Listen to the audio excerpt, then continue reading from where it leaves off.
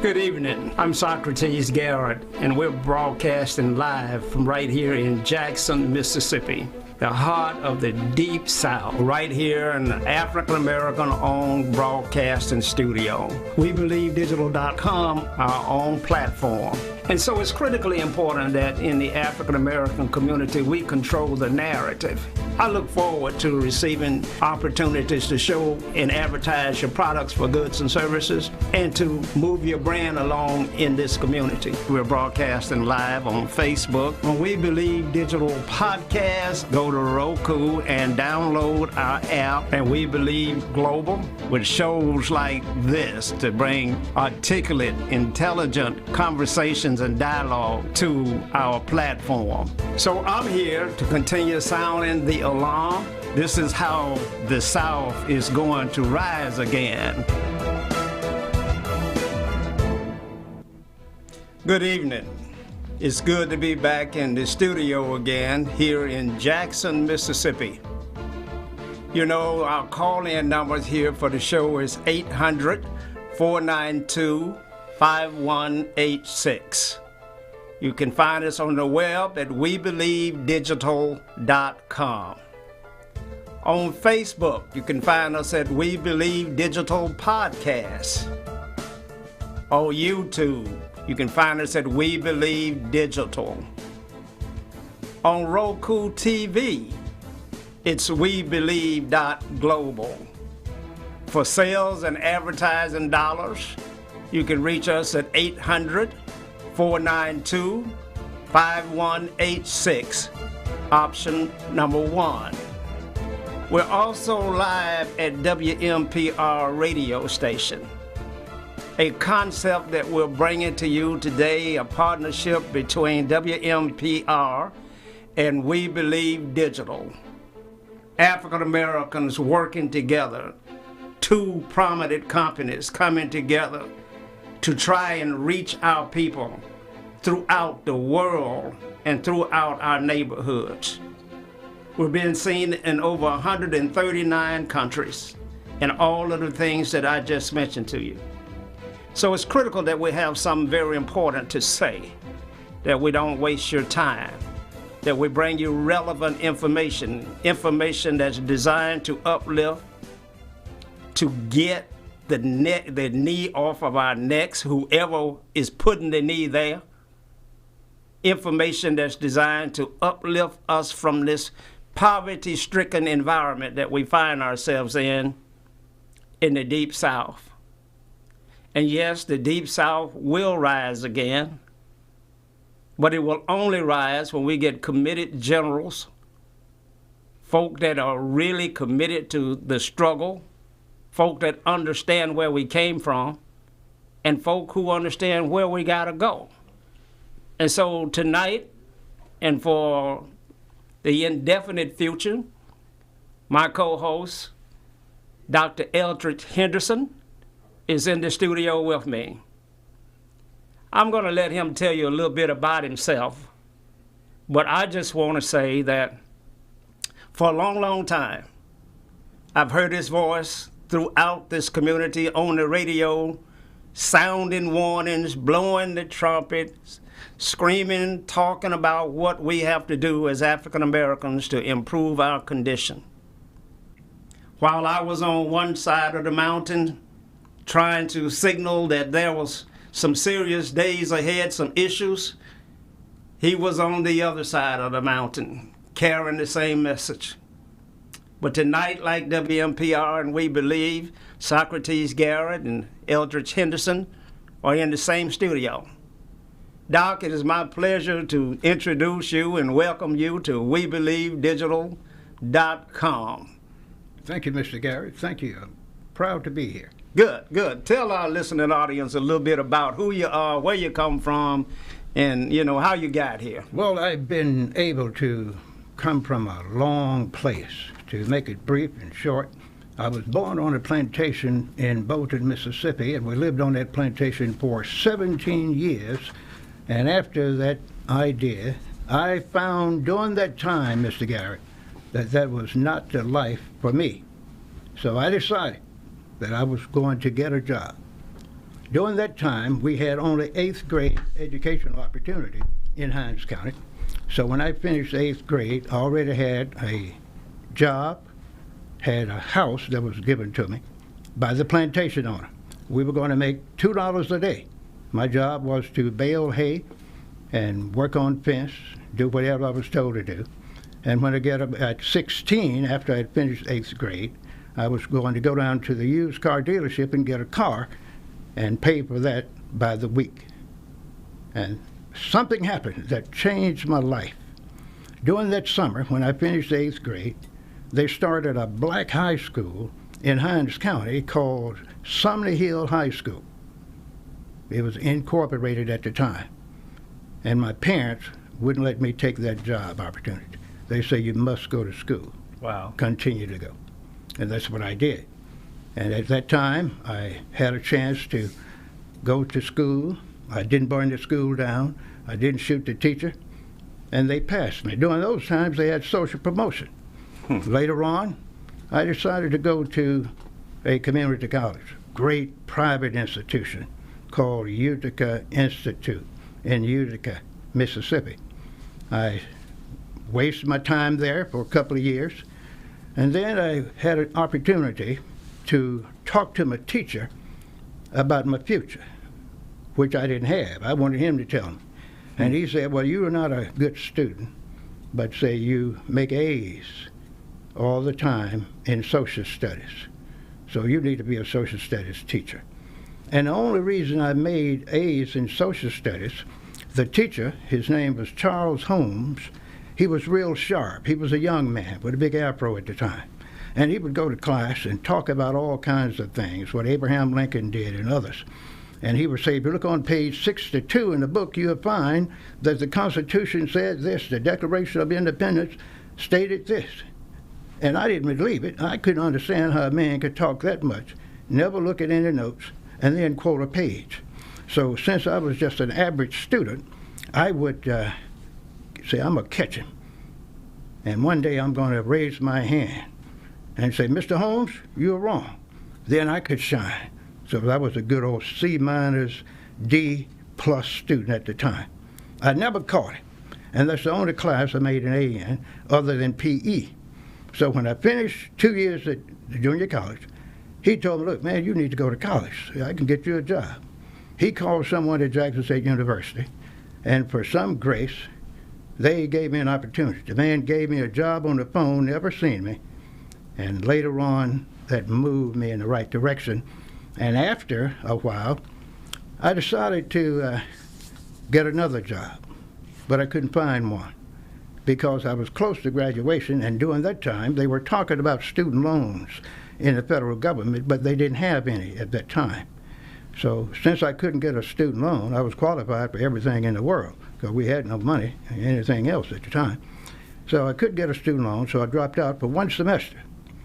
And then I got a wonderful letter from the federal government telling me I need to join the military. We call it a draft notice.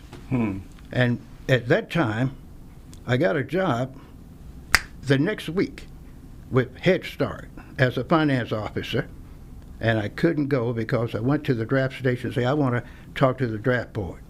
Little young girl sitting up in there about 18 or 20, so you're not going to talk to anybody, you go and serve your country.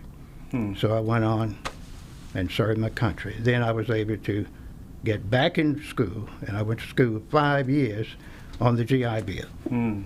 That's my short story. Well, I'll tell you, you've been through some difficult times, coming off a plantation in Belzoni to in Bolton, Mississippi. Hines County, the wonderful coming Hines off County. a plantation down there to fight your way through this system. That's right. That's what happened. But the bad part, that was considered bad. But worse than that, when I went into the military, Mr. Garrett, I couldn't even vote. It was so tough down at the city jail, the city hall, all around that area. They had police and cannons, dogs, fire hoses. So before I left for the military, a young man named Meg Evers was at the Masonic Temple, and a lot of people that wanted to vote could fill out an application, and the federal agents will take it to the courthouse. We couldn't go down there unless we wanted to be beat to death. And I was in Vietnam fighting and couldn't even vote in America. Wow. So therefore, I was considered a non-citizen, a permanent member of the underclass at that time. And today, Mr. Garrett, black folks are worse off now than they were then, as far as economic and political power in the scheme of things. How can we be worse off than being a member of the permanent underclass or second-class citizen? How in the world can our children be worse off than your start? Well, let me tell you, you wouldn't believe it, but you do believe it, and you will. When I left here in the early 1960s, we had black banks, black theaters, black hotels. We had about 3 or 4 hotels in Jackson, black hotels, movie theaters, doctor's office, all down the area of Link Street, Jackson State, had businesses, black businesses, all around that area downtown. And when I got out of the military about 3 years later, 99% of that was gone. Black folks lost their hotels, their banks, credit unions, everything, because someone came up with a magic word called integration. Not segregation, integration. Black folks were so bad and tired of segregation, they want to integrate with the very people that said, we don't want you. You are not even recognized in our Constitution. You are 3/5 of a man. 3/5 of a man. Of a man. That's in our Constitution. That's right. You're not even a human being. And then they passed something called I believe it was the Dred Scott decision in 1857, I believe. And that Supreme Court decision said basically that black folks have no rights that a white person is bound to respect. And I talked to a lawyer some time ago, and that is still the rule. Black folk had no rights that a white person was bound to respect. That was then, in 1857, and today. That applied from Massachusetts to Florida. All over the United States. And believe it or not, today it applies all over the world. All over the world. All over the world. Look at the black folks throughout the world, in Asia, Africa, Middle East, anywhere you find them. They are still members of the permitted underclass, outcast.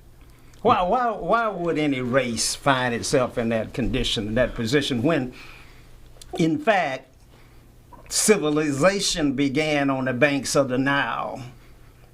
Now, were the Egyptians black folk, or were they some other race of people? They were black people. They were black people. They were black people. So how do we become the mother of civilization, where the Garden of Eden is in Africa, and the world and everybody came out of us to become such a hated group of people? Well, believe it or not, human beings are basically the same. You're going to have racism, classism, tribalism, or whatever. And there's always a strata for people. Everyone knows that he or she that has a little power is a little better than the next person. And before the black folks were integrated by the Arabs and the Europeans, we were doing the same thing that they were doing 1,500 years later, enslaving each other, fighting, even though the slavery was a little different, but we had a pattern and a history to follow. We didn't like each other then. Today, black people don't like each other worldwide. Worldwide. How many black people in the world? Well, it's about 2/3 of the people in the world are black people, of what we call dark-colored people. About 2/3. 2/3 of the world's population are dark-colored people. That's right. Africa, Asia, India. We have a lot of people in India and places like that are classified as white when they come to America. But many of them are blacker than you are. The only difference, they have what they call straight hair. They are accepted. And the European style is everyone is better than a black American. Anybody. Any and every one.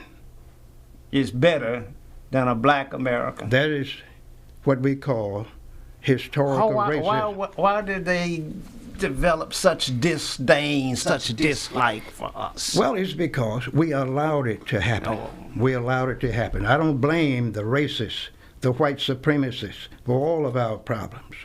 We've had many opportunities to do things that was going to uplift and promote the black folks in America and the world, but we never did it for a variety of reasons, which we might discuss later on. Hold your point, Doc. We're running up on a commercial break, so I want everyone to know out there that you can call in at 800-492-5186. We'll be right back after this break. Have you had your Earthblend coffee today? At Earthblend Coffee, we take pride in offering you the very best of beans across the world, blended and roasted to perfection, giving you superior quality and satisfying and flavorful taste. Experience the world in one cup. with Earth Blend Coffee. To order, visit earthblendcoffee.co now. So we're back. We want you to watch us at WeBelieveDigital.com, our very own platform. We're broadcasting live from our very own African-American owned broadcast studio with the highest quality that you'll find anywhere in this country. You can find us on Facebook at We Believe Digital Podcast, YouTube, We Believe Digital, on Roku TV. Find us on WeBelieve.global. Call us at 800-492-5186, option 1 to advertise. We're being broadcast live at Wmpr radio station, 100,000 watts radio station, African American owned, the voice of the community. And this partnership is designed to demonstrate that African Americans can come together, can work together, and put together the kind of conglomerate that one day will rival CNN. CNN will stand for Colored News Network one day. And so this is designed to be the beginning, the starting point of us making those kinds of things happen. Now, this conversation that we're having is critically important. Critically important because our people are dying. Our people are in poverty. We've lost our land. We've lost our businesses. We don't have an economy. Our people are hurting. And we got to understand how we got here, because it was not taught in our schools after integration. The old black child that went to school on the integrated basis got taught anything about black history absolutely was banned from the textbooks altogether so that you would know your history. And if you don't know your history, then you have no basis for self-esteem. You have no basis for value for yourself and value of life. And so we're in a bad place. And Dr. Hendricks, you were saying that, we have been taught to hate one another, to not like one another, and that we've had opportunities to change our conditions, but we squandered the opportunities. That's right. And that was by design, Mr. Garrett. Before and during the period of slavery in America, there was a system set. And I don't want to go through this. Everybody knows it. Everybody don't know it, Doc. That's the problem we got now. Our folk don't know. They had two systems, basically. You had two groups of black people. One group served the white races as their bodyguards, their cooks, their nurses, their babysitters and supporters. Then you had the field workers. And those ladies and men were always taught that they were a little better than the slaves, because we love you, we take care of you. When we eat, we give you the bone so you can take it home and make soup out of it.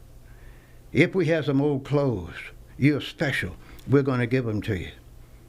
And your husband or your son or your daughter that was in the plantation would wear the rags.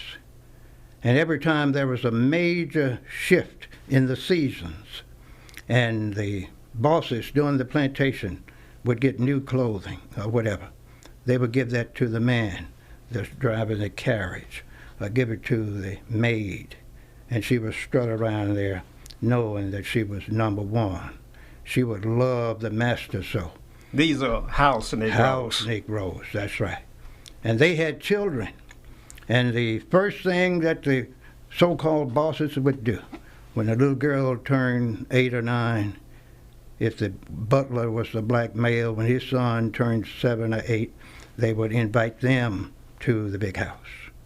And they would be working and being trained.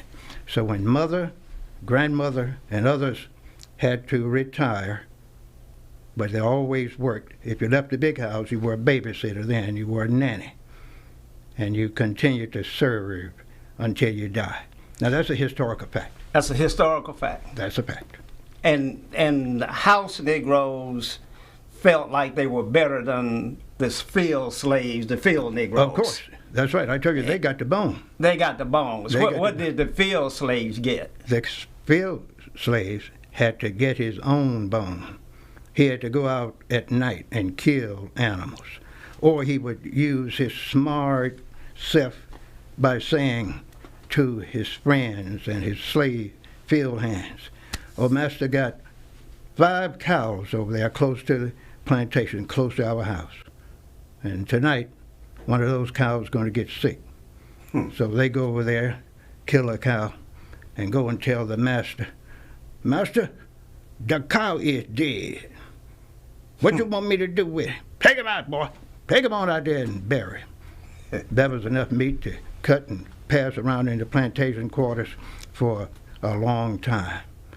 And then the black folks then had meat every now and then. Otherwise, they ate what they could catch or the few vegetables that they could get, that they raised themselves, or that the white people would get to them from the plantation store, which was always insufficient. If you look at some of those old pictures, you'll see that they look worse than the homeless people. And a lot of the other people said, "Why would these black people worry? We have made them good people. They have food, clothing, shelter, and transportation."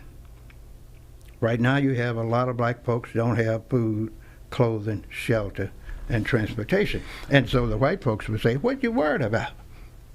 You're free now." And I don't want to get into that, but I will. When you get freed and you don't have anything, as the other people that were freed, those indentured servants and others that were here in America, when they were freed, they would get clothing, a gun, a few bullets. They would get some land, and they were then considered white Europeans. They were able to marry and start off economically. They could get in politics and do what they wanted to do. But the black man was permanent slave up until 1865 constitutionally. And after 1865, they had only 11 years, some say 9 years, of so-called freedom during Reconstruction. My research shows it was about 9 years. And after then, they were put back into quasi-slavery all over America, north, south, east, and west. But it wasn't in the Constitution. It was then incorporated in state laws and state legislatures, Jim Crow laws, where you didn't have a prohibition against lynching. The Southerners were predominant in the legislature on the national level, and you could even pass an anti-lynching law. So you could kill a black man or a woman, hang them, castrate them, day or night, and have big public gatherings, thousands of people there taking pictures, taking souvenirs, cutting your fingers off and other parts, and putting in little jars. I don't want to get into it. It gets too graphic. Well, it's graphic, but we're in a situation today that I got to understand, and our listeners, audience, and our viewers got to understand how the hell we got here. And we got to understand what we went through in order to try and reestablish some unity. There is no unity in the African American community, and the things that you're talking about now were created by design. Of course.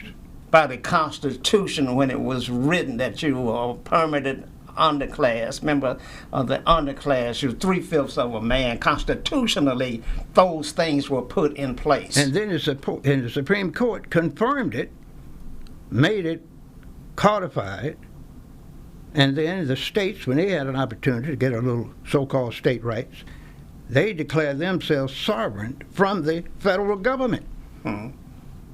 And they are still doing the same thing today. That's why I say black folks are worse off today than they were in 1965. Wow. That's a historical fact. That is a historical fact. We have lost our land, we've lost our property, we've lost our homes, we've lost control of our children, we've lost control of our families. Black folk are in a bad situation today worse than we've ever been in the history of America. The history of America. We're in worse shape today than we've ever been. And people don't want to hear it, they don't want to believe it, and let me tell you why. Now, we can't blame the so-called European Americans for all of this. A lot of my cohorts disagree with me when I say we are our greatest enemy. You talked about losing land. We lost millions of acres. Millions of acres. A lot of the land was taken by the lawyers and judges in the community. A lot of the courthouses were burned down deliberately, and the deeds would be lost. They took land that way. And in the 1940s through the early 1970s, millions of black people left the South. A lot of the parents remained in the South, and they had land. And today, I have clients right now that have 200 or 300 acres of land, 30 and 40 acres of land. Their name is not even on the will or the deed because they don't have one. Now, they are fighting each other. They didn't pay their taxes. Still today, a lot of black folks don't pay taxes on land that the family owns. And then they go and retire and leave Chicago or California or somewhere, come back to Mississippi, and they are landless. Landless. And fighting brothers and sisters.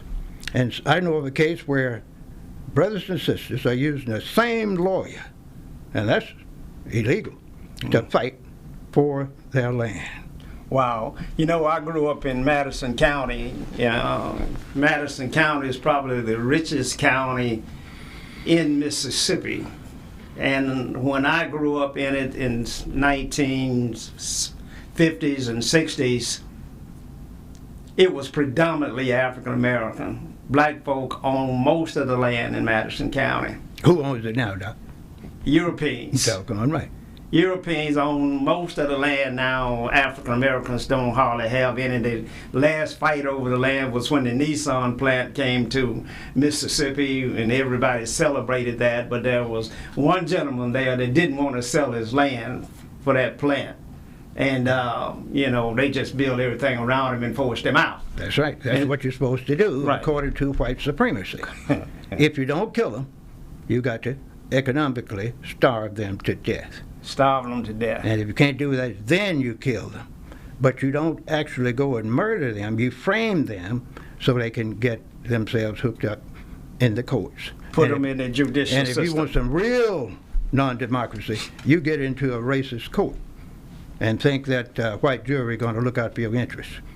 Up until a few years ago, you couldn't have blacks on the jury. They couldn't even testify if they would see someone cut your throat. Wow. You could not testify.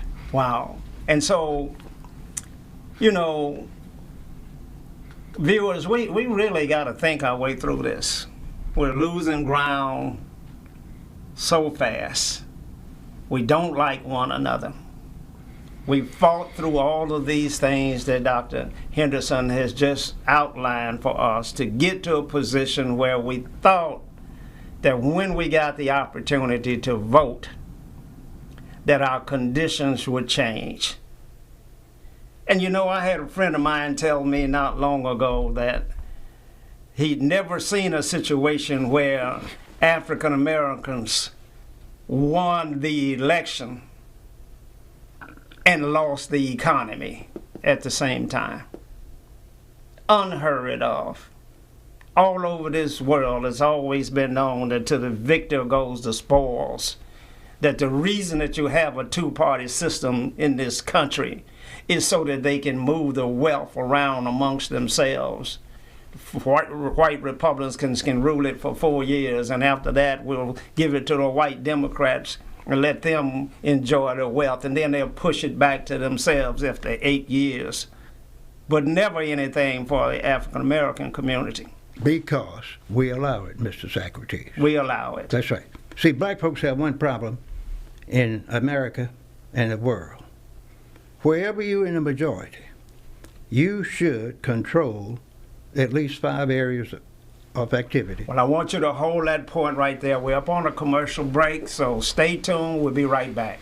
COVID's pioneering coronavirus protocol firm, S2-E COVID Solutions, is paving the way forward for a safer city government, delivering cutting-edge biosecurity and biosafety protocols which have been developed internationally by top virologists and scientists, using an all-natural cleaning solution that kills COVID-19 on contact like no other product on the international market. Let S2-E COVID Solutions provide innovative, rapid facilities testing and world-class, state-of-the-art biorisk safety protocols for all of your coronavirus needs.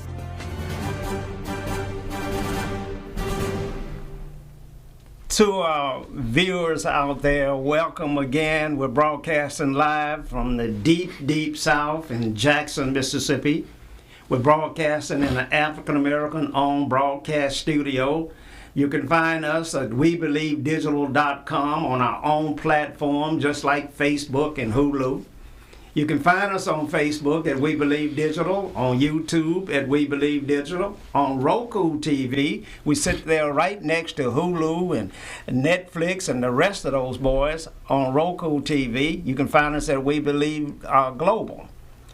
You can advertise with us at 800-492-5186, option number 1. We're also broadcasting live at Wmpr radio station, the voice of the black community, a 100,000 watts radio station that's been carrying the message in this community for the last 50 years.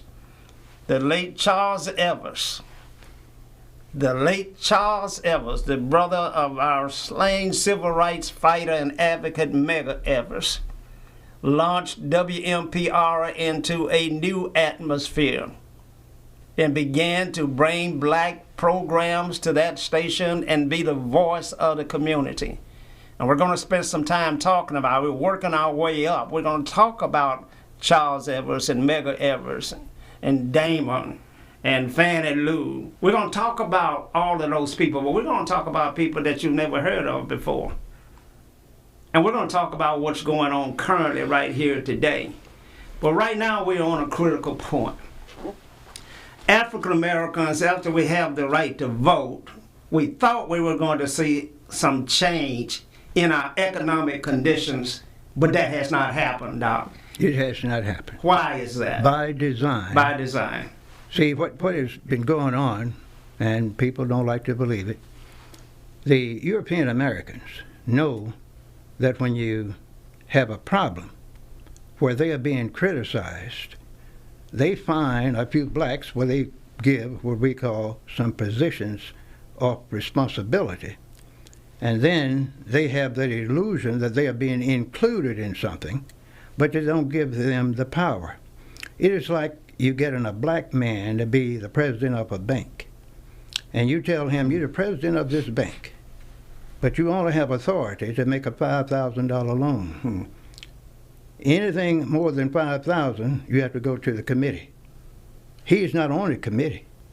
He's going to recommend, boss, Socrates needs $100,000. Yeah, he's a good boy. Oh, he's good. And he will call you in, and they'll talk to you and give you $10,000 because you're a good boy, just enough for you to fail. Just enough. Just enough. And then they would advertise that we love black business people. We are looking out for them. We give them loans. But the same group that's causing them to give you that $10,000 control millions throughout America and the world, and that's the black preacher. Black preachers. The black preachers take millions of dollars to the bank every Monday or Tuesday in the South, in the North, in the West, in the East, all over America. And they don't have themselves aligned together in coalitions. They don't have memorandums of understanding through their denominations where they ought to say, Mr. Banker, in Mississippi, we have done the research and we are putting $7 million every 6 months in your banks. We have people with excellent education, all kinds of opportunity, all kinds of credentials, and you all won't even give them a loan. We will give you 30 days to change this policy, or we're going to start our own bank. And you can start a bank in 30 days. Well, with cryptocurrency and things of that nature, need to do that. You don't need a bricks and mortar anymore, so it's really going to change. But I want to. You brought in the preachers, and you brought in religion. Right. Oh, when did religion become the focal point in the African American community? I mean, I know the hymns that we sung. I mean, right. Swing low, sweet chariot. That's right. Cold word. Coming to carry me home. That's right. You know, down by the riverside. That's right. You know, at the cross where I first saw the light and the burden of my heart rolled away. I noticed the songs, and religion became that thing that, for many of us, think that that's what kept black people sane, but it also probably kept them enslaved. It did. It most certainly did. And so, how does that? When did it? We didn't come over here with religion, and so we were given religion by the Europeans. Well, it was a very systematic planned process. The Europeans said, we're going to create a new chattel person. We're going to make this person property. I told you before, he's not a human being. We're going to take his language, his culture, his religion. We're going to tell him he's ugly. We're going to tell him he's a savage, he is stupid. We're going to retrain this animal. We're going to beat him. We're going to starve him into submission. We're going to create us another man within a few years. And we're going to... You're too deep. You're too deep. You're too heavy. Too heavy? You're too heavy. We're going to domesticate this animal. Right. We're going to turn him into something different than what he is naturally. That's the fact. And you do that by beating him into submission. Kuta Kinte. That's right. But there were so many Kuta Kintes in Hinds County, in Jackson, in Alabama, Georgia, New York City. I told you that was the accepted way. So when you whip a man and make him submit to you, all you have to do then is brainwash him and say, now, even though you know you are in trouble now, if you do what I say, I'm going to fix it where you're going to have better days. And if you listen to me and let me abuse you, hang you, kill you, castrate you, and still love me, I'm going to make sure that you get your reward when you die and go to heaven. That white Jesus is there waiting for you. So just let me beat you, take advantage of you, deny you an education. Turn the other cheek. Turn the other cheek, and don't reach for your self-protection. So you're supposed to love your master. You're supposed to love him. And a lot of black people still believe that today. They say, abuse me, accuse me, deny me, crucify me. The Lord is going to be on my side. One day I'm going to be walking in that fictitious heaven. I'm not going to hell. Hell, they're already living in hell right now. 90% of the black people in the world. See, I'm concerned about the 90%, not the 10%. 10% of the slaves had it made. You see, I'm concerned about the 90%. So when you get a man with a new mind, a new person, he can take advantage of nothing but what he is taught. And when you teach him where he can't read, he's not supposed to think, he's supposed to jump when you tell him something. You can retrain a human being to be anything you want just like you can any other animal. Just like any other animal. That's right. And that is rough, but it's a fact. And many are being retrained today. Look at the public education system. All these black folks in America, in politics, thousands, but they don't have no decision-making power. In a recent race, they had a lot of people running for a certain position. 3 of those candidates didn't even want to run for position. they were approached by certain people and say, I will give you so much money to run. I don't want to run, boss. You just run anyway. You don't have to do nothing. Make you some signs, because our candidate is a person that we want to be in this position. You can take 2% of the vote. The other candidate take 3 or 4%, and we are going to win this election. They've been doing this all over the South, all over the cities like Chicago and others. Get these black folks and get the person they want by getting people to run for office, don't even have no interest in it. I know one Just man, divide and conquer. That's right. They gave one man $1,500. He made some signs and he was bragging about it. Said, man, I'm not going to even campaign. You called him to say, what is your position on blank, blank, blank? Man, I ain't got no position. Got no position. He bought him a used car with his $1,500. He took about, I think he got about 300 or 400 votes. Not this past election, another election. Right. And he was happy. Right. He's dead now, of course. And that's where he's supposed to be. You see that happening today. We're not talking about something, viewers, that happened 20 years ago. We're talking about stuff that's happened today. Recently, here in Canton, Mississippi, all of the African-American elected officials were disqualified because Europeans infiltrated the election commissions and decertified all of the African-American candidates because the Republicans just moved over in the Democratic Party. That's the way they do it. But they are allowed to do that. They are allowed to do that. And right. Our people don't seem to have a voice, don't seem to say anything, Doc. But, you know, the critical part of that is, though, that we got a new master. Now, I knew in the Army that there was a certain thing called friendly fire. Mm-hmm. And now, today, when we have African Americans in positions where we have put them, but yet we do not share the economy with black folk, to me, that's the greater sin. And that friendly fire now, where I can't even claim discrimination against an African American man that is carrying out the wishes and the rules of the Europeans. He's out white folk and the white folk that were there in front of him, and I can't even claim discrimination. You really can't, and that's by design.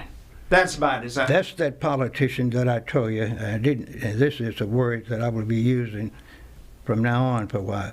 See, these are special interest Negroes or black people, special interest preachers that are owned and controlled by the money interests. For instance, you would get a black politician in office. Now, before he would win his election, he would say, they have been discriminating against black folks in this city or this town or this state since slavery. We have quota systems. They don't give the blacks but 1%.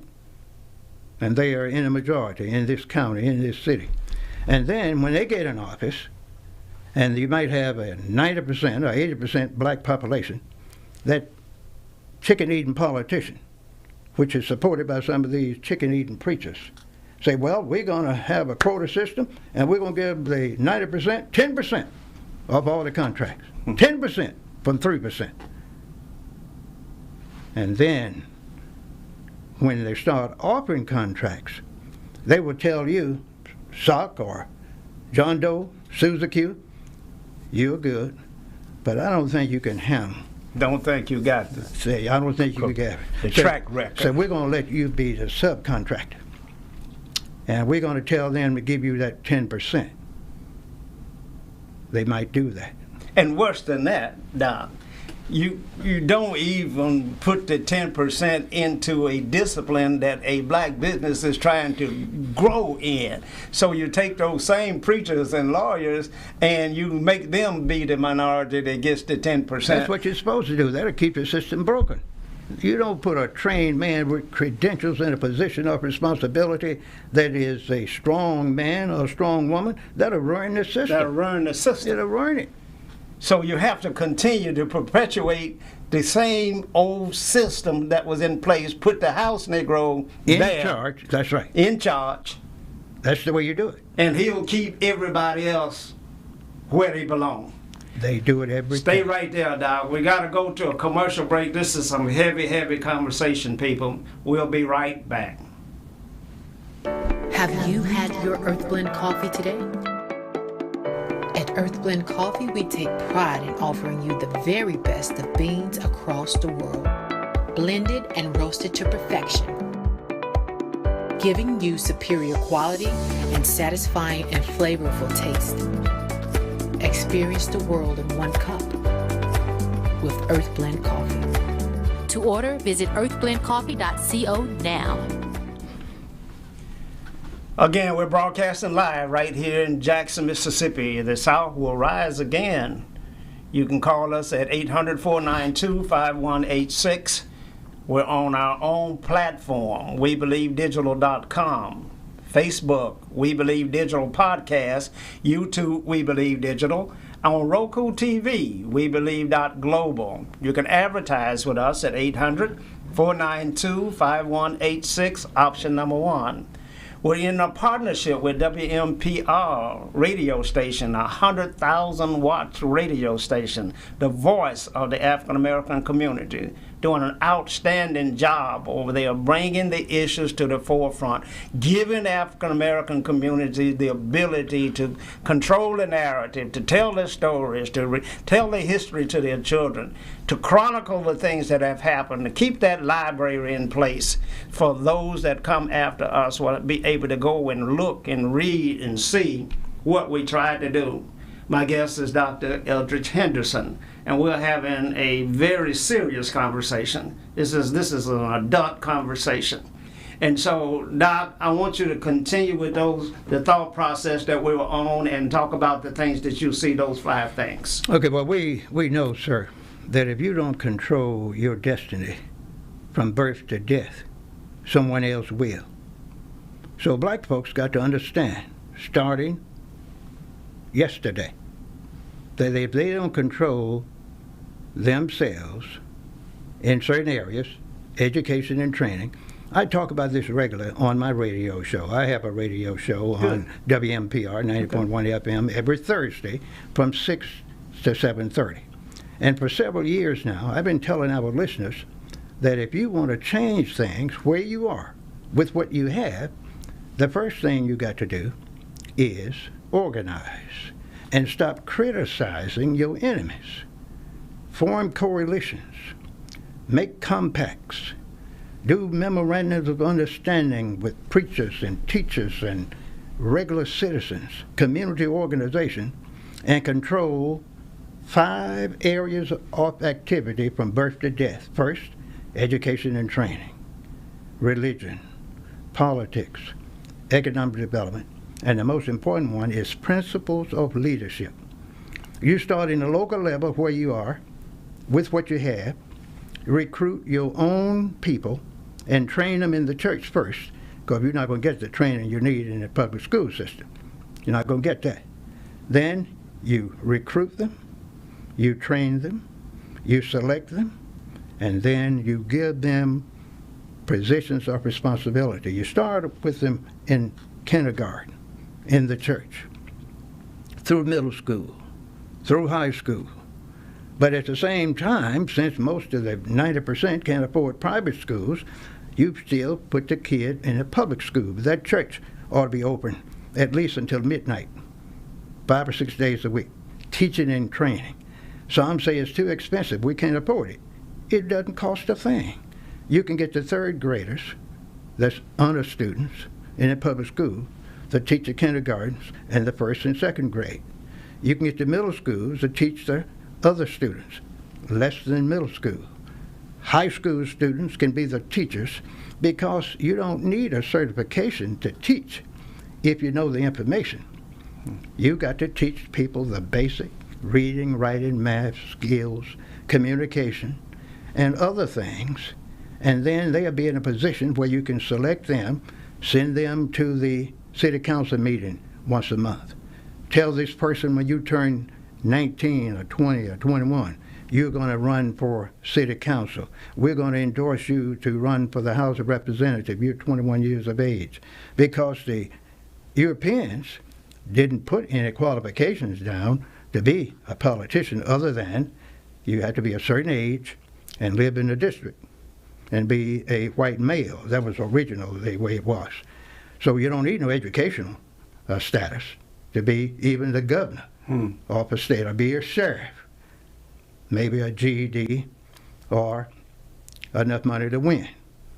And we're going to have to train our own people in those areas and get them hooked up into the education system in politics. And then when you get these young people in the church, Mr. Garrett, you have to teach them a process so they can get into positions of responsibility. So what you teach young people from when they're about 6 months old is to listen, think, learn, earn something. When you learn something, you can earn something. Then when you earn something, Mr. Garrett, the preachers and the parents and the others in the community got to teach the young people, you have learned something. Now, I want you to get a job. I want you to save something. Then you invest in stocks and bonds and other things for yourself first, your family second, and then when you get your economics together, you then can run for politics after you get some experience by getting yourself in positions where you tell the current mayor or the current supervisors, I want to be on a committee, want to be on an advisory board for the city or the county. Look at what is going on. And then you run for public office.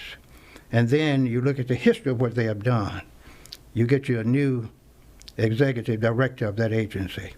You get a new legal team for that agency. And you then can start determining the policy. And you get people that make policy that can select the most qualified person. And that's the way you get rid of that special interest person. I certainly understand. I understand the concept of how we got to train our people. We got to get them young. We got to move them into some organized system that you just outlined for us. And we're going to spend a lot of time on that, trying to develop that and let the church understand its role, first of all, because you got to do it in the church. And this is one thing I want to make very clear. Our problems and our solution lie within ourselves. I mean, we can't get outside of ourselves. We can't say that black leadership is bad and that it has failed us and we got an option now to go choose some other leadership other than black leadership and think we're going to do any better. That's just walking back into slavery. So the solution lies within where the problem is. Now, how we're going to redeem that and how we're going to correct that is what you and I are going to have to lay out for our younger generation. You and I are elders. We are going to have to say, this is the route that you must go to correct this situation. And our preachers and our elected officials are going to have to pay attention to that. And so we then are going to have some mechanism that we can enforce that. You see, back in the days that when you and I grew up, the citizens, black folk, enforced what they were trying to accomplish by boycotting stores. When you boycott the economics of the European, things change. And so boycotts worked. Every time. Every time they worked. Now, with an African American problem, that he doesn't own anything you can boycott. There's no way to get to him to get him back in line with what the community needs him to be. He or she, doesn't matter. But so you and I are going to have to say, here's an example, role model that we want you to follow. This person here is doing this the right way. And so others can follow that example. And if we can't find an example for them to follow, then we have to create that. Exactly. Because we have to have that. Our kids right now, are walking around with AK-47s and all kind of high-powered rifles with their pants down around their knees, walking the streets every day. 130 murders or so in the capital city in Mississippi. Poverty running rampant. Schools are failing. We're in a bad skid. We're in a free fall. It's not a skid anymore. It's a free fall. It's a rush to the bottom. And you said to me in a conversation not long ago, we only have a few years, 9 years, I believe you said. That's 9 years, that's right. To turn this thing around. Exactly. And if we don't do that, what will happen? We're going to be codified for the next 100 years as an outcast, and permanent member of the underclass for the next 100 years on the local, state, federal, and international levels. Now, the thing is, when you get to that point, it will take a lot of hard work to build your status back. To give you an example, Mr. Socrates, just a few years ago, black people were number 2 in the pecking order economically and socially in America. Now we are down at the bottom, number 6. A lot of groups now have taken over the so-called black positions. A few years ago, the status turned out to be as follows. Turn out now. White folks first, black folks second, Hispanics third. Now in the last 5 years, white people, number 1. I'm talking about economic and political status. White people, number 1. Asians, number 2. Arabs, number 3. Hispanics, number 4.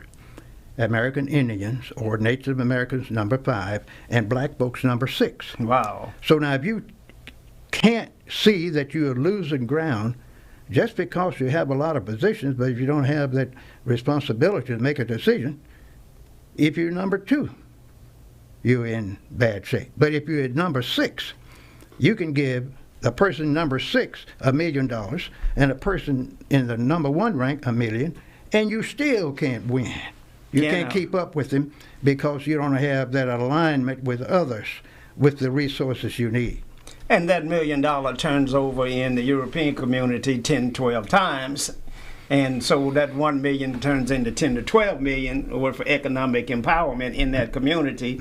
In our community, it doesn't stay there one time. It's gone one time and it's gone. Well, matter of fact, it's gone before midnight because they're going to head outside the community because there's no black grocery stores to go to. No black grocery stores. There's no black banks to go to of any significance. No black hotels. And we have the resources. We won't build one. We won't even go and buy a building and set up an office complex like some people I know. You're specifically one of them. Well, Doc, let me say this to you. We're running out of time. We're up on this hard break, and I have enjoyed this dialogue with you tremendously this afternoon, and we're going to have to keep pounding. We got to get this message out. I want y'all to join us next week on Socrates Garrett Live. Good night. Good evening. I'm Socrates Garrett, and we're broadcasting live from right here in Jackson, Mississippi, the heart of the Deep South, right here in the African-American-owned broadcasting studio. We believe digital.com, our own platform. And so it's critically important that in the African-American community, we control the narrative.